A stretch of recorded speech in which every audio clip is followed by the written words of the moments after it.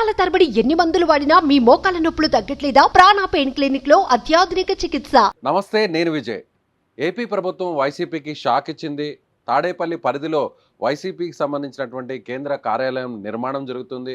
అయితే ఈ ఆఫీస్కి సంబంధించినటువంటి బిల్డింగ్స్ అన్నీ కూడా అక్రమ కట్టడాలు, ఇవన్నీ కూడా ఇరిగేషన్ శాఖకు సంబంధించినటువంటి వాటి పరిధిలో ఉన్నటువంటి భూమిలో అక్రమంగా వైసీపీ తన కార్యాలయాన్ని కడుతుందంటూ కూడా ఏపీ ప్రభుత్వం ఇప్పటికే కొన్ని నోటీసులు కూడా ఆ పార్టీకి ఇచ్చినటువంటి పరిస్థితి. అయితే నిన్న సిఆర్డీఏ అధికారులు, అలాగే రెవెన్యూ అధికారులు వీరందరూ కూడా వైసీపీకి సంబంధించినటువంటి నాయకులకు కొన్ని నోటీసులను పంపారు.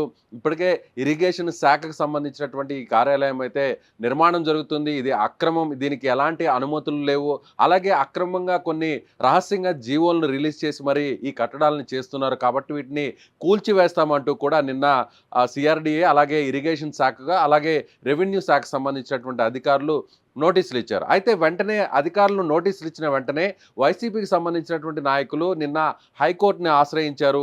ఏదైతే ఈ కూల్చివేతను నిలిపివేయాలంటూ కూడా నేరుగా వీరు స్టేటస్ కో తీసుకురావడం కోసం నేరుగా కోర్టుని ఆశ్రయించారు. అయితే కోర్టు నుంచి ఇప్పటివరకు కూడా ఎలాంటి ఆదేశాలు రాకపోవడం, అలాగే ఇవాళ శనివారం రేపు ఆదివారం కావడంతో ఒక్కసారిగా అధికారులు ఇవాళ ఉదయం 5:30 నుంచి సిఆర్డీఏ అధికారులు, అలాగే రెవెన్యూ శాఖ అధికారులు, అలాగే మున్సిపల్ శాఖకు సంబంధించినటువంటి అధికారులందరూ కూడా భారీ ఎత్తున అంటే పోలీసుల బలగాల మధ్య ఈ కూల్చడాన్ని ప్రారంభించారు. ఉదయం 5 నుంచి 5:30 నుంచి ప్రారంభించినటువంటి కూల్చివేత దాదాపుగా 6 ప్రొక్లైన్లు, అలాగే బుల్డోజర్ల సహాయంతో ఈ కూల్చివేతను అయితే ప్రారంభించారని చెప్పాలి. ఇప్పటివరకైతే అంటే మొదట ఫ్లోర్ అంతా కూడా పూర్తిగా మొదట ఫ్లోర్ అంతా కూడా స్లాబ్ పూర్తయిపోయింది. సెకండ్ ఫ్లోర్ పిల్లర్స్ లేపి అక్కడ సెకండ్ ఫ్లోర్ను స్లాబ్ వేయడం కోసం అక్కడ నిర్మాణాలు జరుగుతున్నటువంటి పరిస్థితుల్లో ఒక్కసారిగా అధికారులు కూల్చివేసినటువంటి ఘటన ఇప్పుడు రాజకీయ వర్గాల్లో కూడా ఒక సంచలనంగా మారిందనే చెప్పాలి.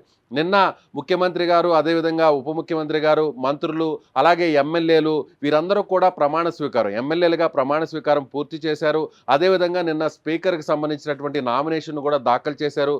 అయ్యన్న పాత్రుడు ఏకగ్రీవంగా స్పీకర్గా ఆయన ఎన్నికైనటువంటి పరిస్థితి. ఇవాళ స్పీకర్కి సంబంధించినటువంటి ప్రమాణ స్వీకారం ఉండబోతుంది. అసెంబ్లీలో రెండవ రోజు జరిగేటువంటి ఈ సమావేశంలో స్పీకర్ ప్రమాణ స్వీకారం ఇక లాంఛనం అని అనుకుంటున్నటువంటి సమయంలో ఇవాళ ఉదయాన్నే సరిగ్గా ఇదే సమయంలో 5:30 ఈ కూల్చివేత వైసీపీకి సంబంధించినటువంటి కేంద్ర కార్యాలయం కొత్తగా నిర్మాణం జరుగుతుంది. తాడేపల్లి అంటే సిఆర్డీఏ పరిధిలో రాజధాని ఏదైతే ఉందో, రాజధాని ప్రాంతానికి సంబంధించినటువంటి సిఆర్డీఏ పరిధి ఏదైతే ఉంది, ఈ పరిధిలో అక్రమంగా కట్టడాలు నిర్మాణం జరుగుతున్నాయి. దీనికి సంబంధించి ఎలాంటి అనుమతులు లేవు. గతంలో 2 ఎకరాల స్థలంలో అంటే ఇరిగేషన్ శాఖకు సంబంధించినటువంటి కొన్ని కార్యాలయాలు ఉన్నటువంటి ప్రాంతంలో దాదాపుగా 2 ఎకరాలకు సంబంధించినటువంటి ఏదైతే ఈ ప్రాంతంలో నిర్మాణాలు చేపట్టడం అనేది అక్రమం అంటూ కూడా అధికారులు గతంలోనే అక్కడున్నటువంటి స్థానికంగా ఉన్నటువంటి అక్కడున్నటువంటి కార్యాలయానికి సంబంధించినటువంటి వైసీపీకి సంబంధించినటువంటి నాయకులకు నోటీసులు పంపారు. అయితే అప్పట్లో వైసీపీ ప్రభుత్వం అధికారంలో ఉన్నటువంటి పరిస్థితుల్లో కొన్ని సంవత్సరాల పాటు దాదాపుగా 30 నుంచి 40 సంవత్సరాల పాటు ఈ స్థలాన్ని, ఈ ప్రాంతాన్ని లీజుకు తీసుకుంటున్నట్టుగా అక్రమంగా ఒక జీవోను కూడా జారీ చేసినట్టుగా తెలుస్తోంది. ఆ జీవో కూడా 2 ఎకరాలకు సంబంధించి ఒక్కొక్క సంవత్సరానికి కేవలం నామమాత్రమైనటువంటి లీజును చెల్లించే విధంగా వైసీపీ పార్టీ చెల్లించే విధంగా కూడా కొన్ని రహస్య జీవోలను కూడా జారీ చేసినట్టుగా తెలుస్తుంది. అయితే అప్పట్లో వైసీపీ అధికారంలో ఉన్నటువంటి నేపథ్యంలో దాదాపుగా కొన్ని నెలల కిందటే ఈ కార్యాలయానికి సంబంధించినటువంటి భవన నిర్మాణ పనులన్నీ కూడా ప్రారంభమై త్వరితగతిన పూర్తి చేయాలనుకున్నారు. ఈలోపు ఎన్నికలు వచ్చినటువంటి పరిస్థితి. ఎన్నికల తర్వాత మెజారిటీతో తెలుగుదేశం, అలాగే జనసేన, బీజేపీ కూటమి అధికారంలోకి వచ్చింది. అయితే ఒక్కసారిగా ఈ పార్టీలన్నీ కూడా కూటమి ప్రభుత్వం అంతా కూడా కొలువు తీరిన తర్వాత నేరుగా నిన్న అధికారులు అక్కడ వైసీపీకి సంబంధించినటువంటి ఆ కార్యాలయానికి సంబంధించినటువంటి ఎవరైతే నిర్మాణ బాధ్యులు ఉన్నారో వారికి నోటీసులు పంపారు. మీరు చేస్తున్నటువంటి ఈ కట్టడాలన్నీ కూడా అక్రమంగా ఉన్నాయి, అలాగే మీరు తీసుకున్నటువంటి జీవో కూడా ఇది పారదర్శకంగా లేదు, ఇది ఇరిగేషన్ శాఖకు సంబంధించినటువంటి స్థలము, ఈ స్థలంలో ఎలాంటి నిర్మాణాలు చేపట్టకూడదు, అదేవిధంగా రాజధాని పరిధిలో ఉన్నటువంటి సిఆర్డీఏ పరిధిలో ఎలాంటి నిర్మాణాలు జరగాలన్నా కూడా సిఆర్డీఏ అనుమతి తప్పనిసరిగా ఉండాలి. కానీ సిఆర్డీఏ అనుమతి లేకుండా ఇంత భారీ స్థాయిలో దాదాపుగా 2 ఎకరాల స్థలంలో భవనాలు నిర్మించడం అనేది మాత్రం ఎంతమాత్రం అనుమతి లేదు, సమంజసం కాదు అంటూ కూడా అధికారులందరూ కూడా నిన్న నోటీసులు ఇచ్చినటువంటి పరిస్థితి. అయితే వెంటనే అలర్ట్ అయినటువంటి వైసీపీ నాయకులు కూల్చివేతను ఆపివేయాలనేటువంటి ఉద్దేశంతో నేరుగా కోర్టుని ఆశ్రయించారు. కానీ కోర్టు నుంచి ఎలాంటి డైరెక్షన్ రాకపోవడంతో అది కోర్టు నుంచే ఏదైతే వీళ్ళు వేసినటువంటి ఏదైతే పిల్ ఉందో ఆ పిల్ వెంటనే బెంచ్ మీదకి రాకపోవడంతో సో ఇవాళ వెంటనే 5 గంటల 30 నిమిషాలకు అధికారులందరూ కూడా రంగంలోకి దిగారు. పోలీసులను అక్కడ భారీగా మోహరించారు. ఉదయం నుంచి ఇప్పటి వరకు కూడా కూల్చివేత కార్యక్రమం కొనసాగుతోంది. దాదాపుగా ఆ బిల్డింగ్ మొత్తం అంతా కూడా నేలమట్టమైంది.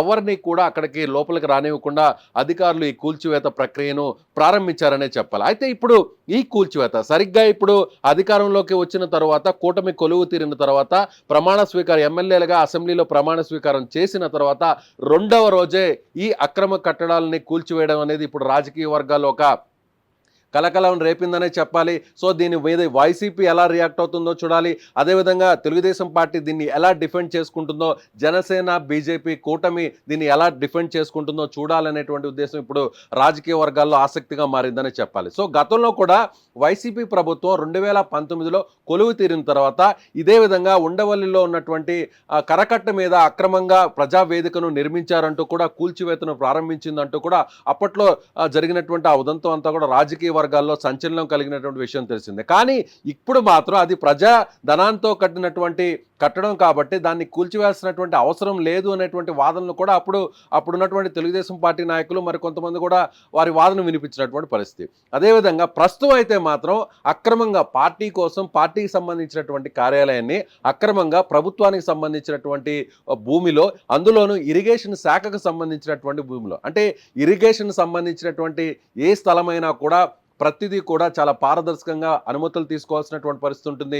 ఎందుకంటే భవిష్యత్తు అవసరాల దృష్ట్యా ఖచ్చితంగా ఏదైతే నీటిపారుదల శాఖకు సంబంధించినటువంటి స్థలాలు ఉంటాయో, భూములు ఉంటాయో, వాటి పరిధిలో ఏ నిర్మాణాలు చేపట్టాలన్నా, ఏ కట్టడాలు చేయాలన్నా కూడా ఖచ్చితంగా పూర్తి స్థాయిలో అనుమతులు ఉండాల్సినటువంటి పరిస్థితి. ఒకవేళ అనుమతి లేకుండా అక్రమంగా కానీ కట్టడాలు కడితే ఖచ్చితంగా హైకోర్టు, అదేవిధంగా గ్రీన్ ట్రిబ్యునల్ కావచ్చు, ఇతర శాఖలకు సంబంధించినటువంటి అధికారులు ఎలాంటి స్థాయి బిల్డింగ్లైనా సరే కూల్చివేత అనేది ఇప్పటివరకు జరుగుతున్నటువంటి ఒక ఫార్మాలిటీగా మనం చెప్పవచ్చు, తీసుకుంటున్నటువంటి నిర్ణయాలుగా చెప్పవచ్చు. అదే స్థాయిలో ఇప్పుడు కూడా వైసీపీకి సంబంధించినటువంటి ప్రధాన కార్యాలయం నిర్మాణం జరుగుతుంది కాబట్టి దీనికి ఎంత మాత్రం అనుమతులు లేవు. కొన్ని ఏదైతే వైసీపీకి సంబంధించినటువంటి నాయకులు చెప్తున్నట్టుగా ప్రభుత్వం నుంచి, అధికారుల నుంచి ఒక జీవో రిలీజ్ అయింది. తమ కార్యాలయాన్ని నిర్మాణం చేసుకోవడం కోసం గత కొన్ని నెలల కిందటే ఈ జీవో రిలీజ్ అయింది. ఈ జీవో ప్రకారం తాము ఈ స్థలాన్ని లీజుకు తీసుకున్నాము, తాము ఎక్కడా కూడా ఈ స్థలాన్ని ఆక్రమించలేదు అనేటువంటి వాదనను వైసీపీ చేస్తుంది. మరొక వైపు వైసీపీ పార్టీకి సంబంధించినటువంటి అధినేత మాజీ ముఖ్యమంత్రి జగన్మోహన్ రెడ్డి ఇప్పటికే ఆయన ట్వీట్ చేయడం జరిగింది.